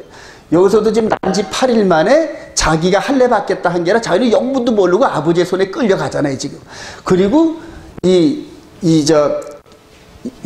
고추 끝을 딱 잘라버리고 버림받고 피나고 이런 식으로. 그런데 그거를 성취시킨 분이 예수님이라고. 지금 할례 받으러 끌려가잖아요, 그죠? 여기서 죽으시잖아요, 그죠? 장사 되시잖아요. 부활하셨다, 할렐루야. 할례 사건을 그대로 재현하는 거죠. 그대로 재현해가지고, 근데 이게 유월절, 무교절, 초실절이란 말이에요. 이해가 되시나요, 여러분? 이게 이렇게 이스라엘 백성들의 주신 말씀과 성전의 예법과 할례의 예법을 통하여 우리 예수님께서 그대로 스텝 바이 스텝으로 한 걸음 한 걸음씩 성취시켰는데 이 족적을 우리가 영적으로 따라가는 거란 말이에요. 아브라함한테 레크레카 해가지고 너는 가라. 어디로요? 내가 지시할 곳으로 가면 돼. 그래서 매일매일 아침마다 기도하면서 오늘은 어디로 갈까요? 하고 지시함을 받으면서 따라갔던 그 아브라함의 족적대로 우리는 이제 영의 예법들이 이분의 족적을 따라가는 거예요. 이분의 족적을 따라가는 거예요. 골로새 2장 11절 시작. 또 그 안에서 너희가 손으로 하지 않은 할례를 받았으니 곧 육의 몸을 벗는 것이요 그리스도의 할례이라. 너희가 세례로 그리스도와 함께 장사되고 또 죽은 자들 가운데서 그를 일으키신 하나님의 역사를 믿음으로 말미암아 그 안에서 함께. 그래요. 바로 이 얘기하는 거예요. 그러니까 할례를 통하여 바울 사도가 할례를 많이 줬을까요? 안 줬을까요, 여러분? 많이 줬어요, 여러분. 예수님을 만나기 전에는 이스라엘 백성들이 할례 받을 때 능력 있고 말씀 잘하는 랍비를 찾아갔겠죠, 여러분. 바울 사도도 할례를 주문을 많이 받았을 거예요. 그래서 이런 것들을 잘 아는데 이분의 족적을 딱 따라가 보니까 육의 할례하고 이 할례가 똑같은 의미가 있더란 말이에요. 그래서 이런 얘기들이 나오는 거예요. 그리스도의 할례다, 그리스도의 할례다 이렇게 이래요. 로마서 6장 한번 가봅시다. 아주 유명한 말씀이죠. 로마서 6장. 이런 것들이 전부 다 바울 사도의 영적으로 감동돼 가지고 처음 복음서를 전부 기록한 거예요. 로마서 6장. 6장 1절부터 시작. 그런즉 우리가 무슨 말을 하리요? 은혜를 더하게 하려고 죄에 거하겠느냐? 그럴 수 없느냐? 죄에 대하여 죽은 우리가 어찌 그 가운데 더 살리요? 무릇 그리스도 예수와 합하여 세례를 받은 우리는 그의 죽으심을 합하여 세례를 받은 줄 알지 못하느냐? 그러므로 우리가 그의 죽으심과 합하여 세례를 받음으로 그와 함께 장사되었나니 이는 아버지 영광으로 말미암아 그리스도를 죽은 자 가운데서 살리심과 같이 우리로 또한 새 생명 가운데서 행하게 하려 하심이라. 만일 우리가 그의 죽으심과 같은 모양으로 연합한 자가 되었으면 또한 그의 부활과 같은 모양으로 연합한 자도 되리라. 그래요. 바로 이런 얘기를 하신 거란 말이에요. 그래서 우리가 이분과 함께 할례를 받으러 이분과 함께 십자가를 지고 가는 거란 말입니다. 함께 죽었어요. 함께 장사되었으면 그러면 이분이 부활한 것처럼 부활하리라. 할렐루야. 그러니까 여기서 죄에 대해서 완전히 죽었다는 얘기입니다. 죄에 대해서. 저와 여러분들이 지금 믿음의 고백을 통하여 예수님의 고난의 십자가를 함께 지고 갑니다. 그리고 십자가에 매달렸습니다. 매달리면 완전히 죽지 않으면 로마 병사가 내려준다, 안 내려준다? 절대 안 내려줘요. 십자가 처형을 맡았는데 자기가 담당한 죄수가 살아나잖아요. 그럼 자기가 대신 죽어야 된단 말이에요. 그러니까 절대 죽음을 확인하지 않고는 절대 안 내려준단 말이에요. 그리고 죽음을 확인해야 시체를 내주고 무덤에 장사되는데 여기까지가 저와 여러분들이 육신이 살아있는 동안에 속 사람이 죄에 대해서 완전히 죽는 과정이란 말이에요. 그래서 죄에 대해서 완전히 죽으라는 얘기입니다. 그 죄를 지을 수 있느냐? 무슨 소리야? 죄에 대해서 죽었는데 죄를 짓는다는 것은 아직 안 죽었다는 얘기예요. 아직 십자가에서 예수님처럼 안 죽었기 때문에 매달려 있는 중이라는 얘기죠. 이게 완전히 죄에 대해서 완전히 죽어야 시체를 내주고 장사가 될 텐데 아직까지 장사가 안 됐다는 얘기예요. 장사가 안 됐다면 뭐가 없다? 부활이 없다는 거예요, 여러분. 그래서 저와 여러분들이 계속 죽으라고 하는 건데 그 죽는 기준이 십계명이란 말이에요. 십계명을 여기다 인쳐 놓으시고 기록해 놓으시고 이 말씀에서 벗어나면 아직 살아있다는 얘기예요. 죄에 대해서. 이해가 되시면 아멘. 그래서 그렇게 십계명이 중요한 거예요. 마음판에 우리 마음판에 기록해 놓고 이게 죄의 리트머스 시험지인데 이거를 벗어나면 죄라는 얘기예요. 마음으로도 벗어나면 죄라는 얘기예요. 여러분. 그런 삶을 우리들에게 요구하시는데 그게 불가능할 것 같죠? 불가능할 것 같으면 하나님께서 시키셨겠어요, 여러분. 바울 사도도 그 길을 따라서 나는 매일 뭐 한다? 죽노라 그러잖아요. 그러니까 죄의 기준이 이 속에 있으면서 선교하고 전도하다가 사람들과 충돌되고 막 억하심정도 있고 그러면은 그 마음 지은 게 살인한 죄로 깨닫고 와가지고 고백하고 무릎 꿇고 기도하는 거예요. 계속 기도해. 나한테 오른밤을 때리면 왼밤까지 내주고 오리를 가자면 심리를 갔어야 되는데 그렇게 못한 죄를 죄송합니다. 죄를 졌으면 이런 식으로 고백하면서 매일매일 나를 죽이는 거란 말이에요. 이해가 되시나요, 여러분? 세상을 포기하지 않으면 불가능한 일들이. 그래서 세상을 사랑하는 자들은 간음하는 자라고 그러죠. 야고보서에 보세요. 세상을 사랑하는 너희들 간음하는 건지 모르냐 너희들. 즉 세상의 주관자인 마귀와 짝짝꿍하는 게 그게 간음이란 말이에요. 영적 간음이란 말이에요. 하나님과 하나님의 아들 예수와 정혼한 사이인데 외간 남자인 마귀와 짝짝꿍하고 있지 않느냐 그 얘기란 말입니다. 무섭지 않습니까, 여러분? 말씀의 빛을 받으면 무섭습니다, 여러분. 그래서 죄를 짓는 게 두렵단 말이에요. 그래서 죄를 지면 빨리 깨닫고 죄를 털어내야 됩니다. 그게 회개하는 거예요. 슈브하는 거예요. 이해가 되시면 아멘. 그리하면은 이분이 부활하신 것처럼 그분이 재림하시는 그날에 죽은 자 가운데서 뻘떡 일어나고 부활하고 살아있으면 호련히 변화되어 신랑 되신 그분을 만나러 공주로 올라간다. 할렐루야. 이게 성경 전체의 스토리. 마귀는 그 길을 막으려고 아주 길을 씁니다. 어떻게 하든지 우리 영의 몸에 신부복을 입고 그리스도의 정결한 처녀의 모습을 간직한 우리들에게 흠집을 남기려고 계속 흠집을 내려고 죄를 짓게 한단 말이에요. 죄와 싸워 이기시기 바랍니다. 그 죄의 기준이에요. 여러분 이게 나름대로 중요한데 우리 다니엘서 9장 27절 시작. 그가 장차 많은 사람과 더불어 한 일 동안의 언약을 굳게 맺고 그가 그 일의 절반에 제사와 예물을 금지할 것이며. 저와 함께 보시는 분들은 요 한 일의 가운데 있는 요 사건들을 아담으로부터 예수 그리스도 이전까지 오진 모든 사건들이 이 안에서 이루어질 걸 믿으시면 아멘. 아브라함을 통하여서 이 할례 사건이 언제 성취됐다? 바로 여기서 성취된 거예요. 전 3년반에 성취됐단 말이에요. 전 3년반에. 그리고 나서 우리 다니엘서 7장 25절 시작. 그가 장차 지극히 높은 이를 말로 대적하며 또 지극히 높으신 이의 성도를 괴롭게 할 것이며 그가 또 때와 법을 고치고자 할 것이며 성도들은 그의 손에 붙임받아 한 때와 두 때와 반 때를 지나리라.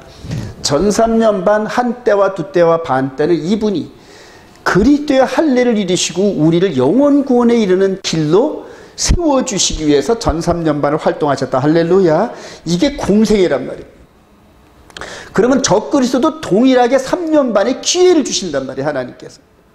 그래서 그걸 예고한 게 한 때와 두 때와 반 때를 하나님께서 적그리스도 즉 작은 뿔에게 주셨는데 그가 하는 일이 장차 지극히 높이는 말로 대적하며 또 때법을 고치고 하면서 성도들을 속이고 핍박하고 이런 식으로 나타나는 게 그게 계시록 13장 14장 스토리예요, 여러분. 그리고 아까 데살로니가 후서 2장에 멸망의 아들이 나타나는 바로 그 얘기들이죠. 그가 몇 년 동안? 3년 반 동안. 이해가 되시면 아멘. 저와 여러분들 앞에 지금 3년 반 이 사나이가 기다리고 있어요. 이 사나이. 근데 그게 축복인지 불행인지 모르지만은 저와 여러분들이 믿음의 경주의 어느 부분에 있다? 결승 테이프를 끊어야 할 이 라인에 태어났단 말이에요. 저와 여러분들. 그래서 히브리서 11장의 맨 마지막 부분에 죄와 상관없이 우리 주님이 재림하신 걸 기다리는 사람들, 그게 렘넌트라는 거예요. 요 놈이 마지막 기다리고 있단 말이에요. 전 3년반에 이렇게 그리스도의 할례를 통하여 구원 얻은 백성들을 충만하게 했는데 요 놈이 마지막에 나타나가지고 속여서 내가 그리스도야. 이전에 왔던 그리스도는 죽었잖아. 실패했잖아. 나무에 달린 자가 무슨 그리스도야. 이런 식으로 먼저는 선택된 이스라엘 백성들을 속여서 넘어뜨려요. 그리고 그 여파로 전 세계를 이스라엘 백성들의 그 권세를 가지고 휘저으면서 마지막 예루살렘을 중심으로 속이는 일들이 벌어지기 시작하는데 창세기 13장 이 부분에서 창세 이후로 생명책에 기록되지 못한 모든 사람들이 속아서 넘어가리라는 거예요. 그게 짐승의 표받는 거예요. 저와 여러분들이 이거를 후3년반을 통과합니다. 여러분. 후3년반 이 마귀의 장애물을 통과하는데 이 에서부터 3일날 7교회의 모든 성도들을 뭐 어떻게 한다? 이기는 자. 이기는 자. 그 재림 직전에 계서 여기서 기다리신 우리 주님이 여기를 통과하는 저와 여러분들을 이겨라, 이겨라, 이겨라. 계속 성령을 통하여 힘을 주시고 말씀을 깨닫게 하시면서 그냥 힘을 주시면서 믿음의 경주를 결승 테이프가 여기 이걸 통과하고 여기 70일의 마지막 때는 이 결승 테이프를 향하여 계속 달려가게 하는데 제가 영적인 눈을 뜨고 보면서 이 라인을 통과할 사람이 거의 없어요. 여러분.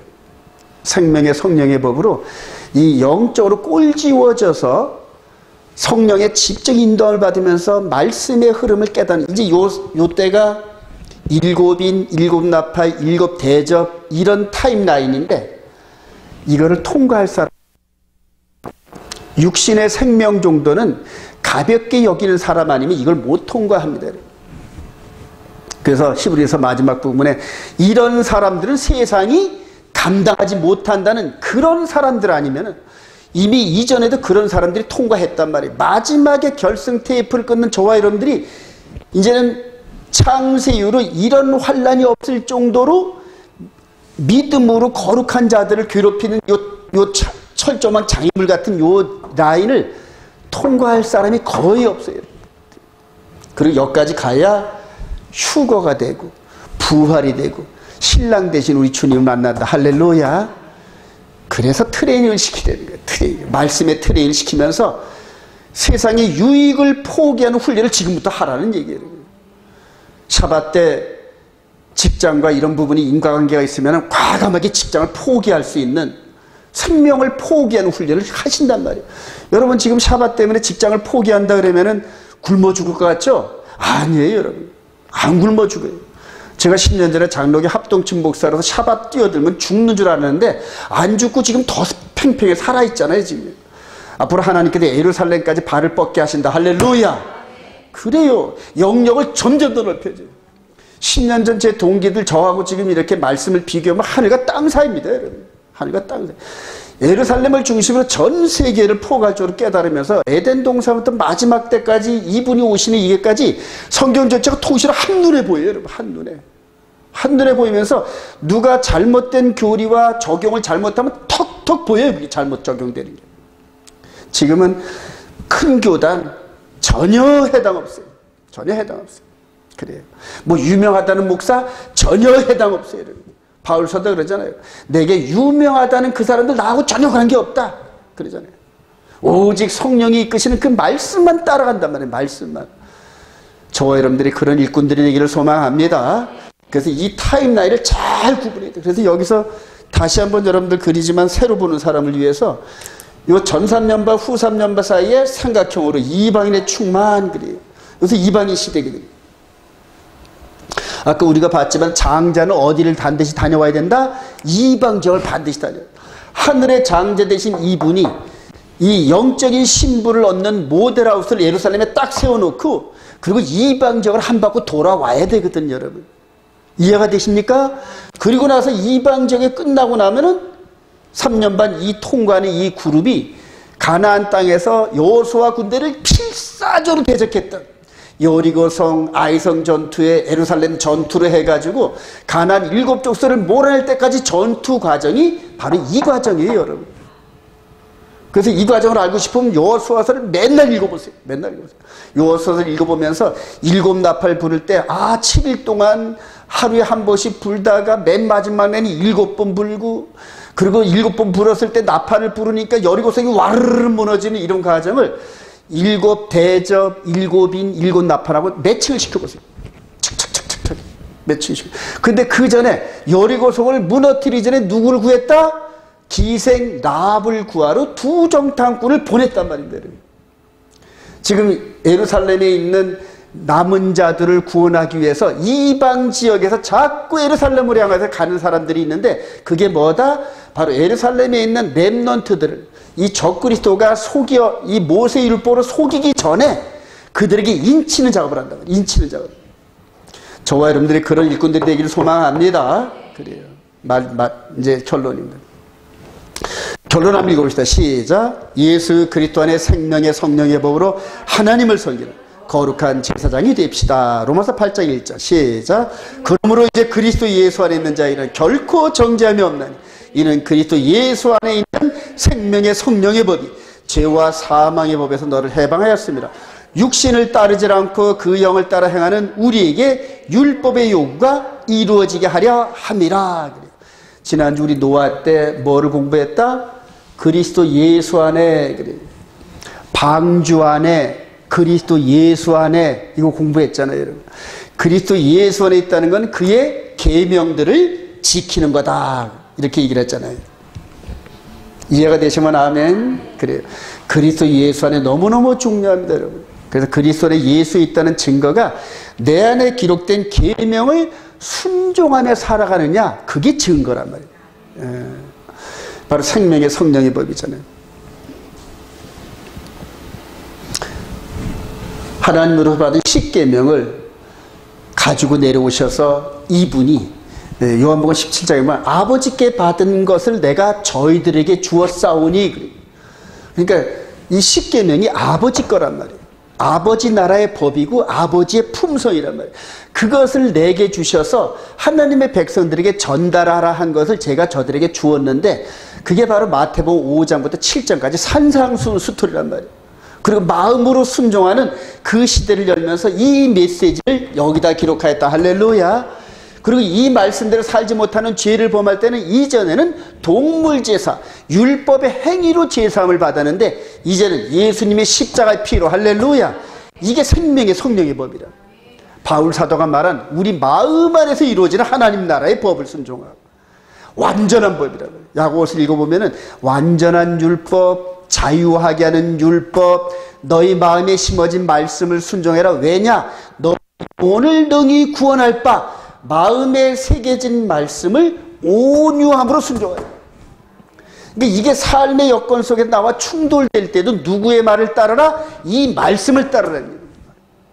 제가 이 강팍하고 못난 이런 성품을 갖고 있는 제가 10년 동안 이 말씀 안에 순종하다 보니까 퍼펙트하지 않지만은 이 말씀이 나타나면은 제 생각은 이런데, 제 성격은 이런데, 제 혈기는 이렇지만은 아버지께서 말씀하시니까 제가 순종하겠습니다 하면서 굽히다 보니까 자꾸 온유해지더란 말이에요. 이해가 되시면 아멘. 바울 사도도 마찬가지였어요.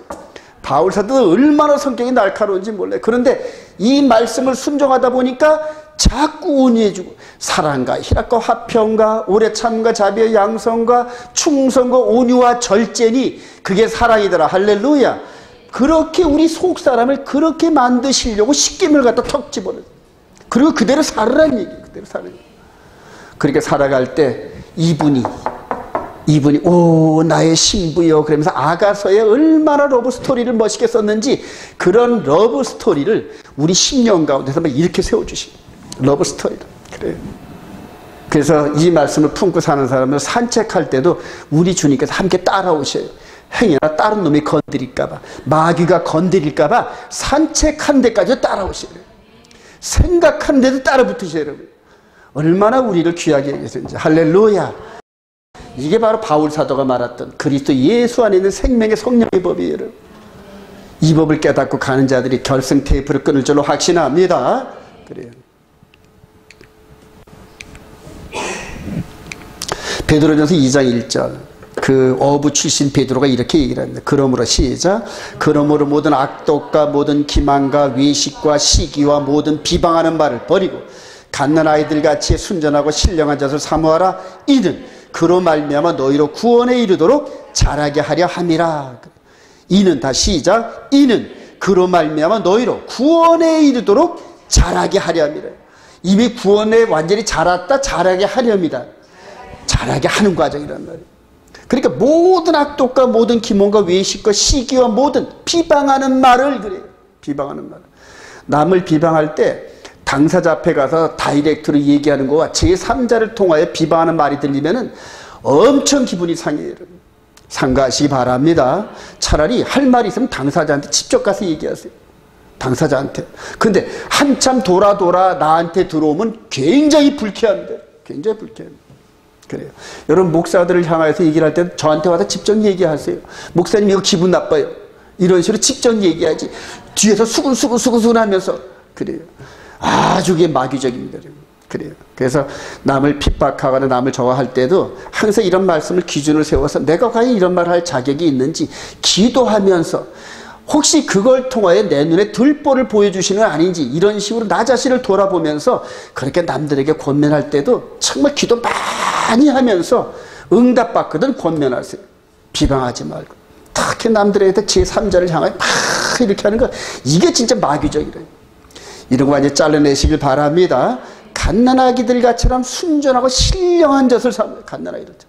우리 지금 사모님 껴안고 있는 다니처럼 쟤한테 뭐 줄 때는 아주 정결한 그 우유만 타서 주잖아요. 아주 불순물 들어갈까봐 엄마가 얼마나 저거 하는지 몰라요. 그런 식으로 예수 그리스도 안에서 우리가 신령한 젖을 사모해요. 사람에게는 시작. 사람에게는 버림받았으나 하나님께서는 택하심을 입은 보배로운 산돌이신 예수께 나아가 너희도 산돌같이 신령한 집으로 세워지고 예수 그리스도로 말미암아 하나님이 기쁘게 받으실 신령한 제사를 드린 거룩한 제사장이 될지라. 할렐루야.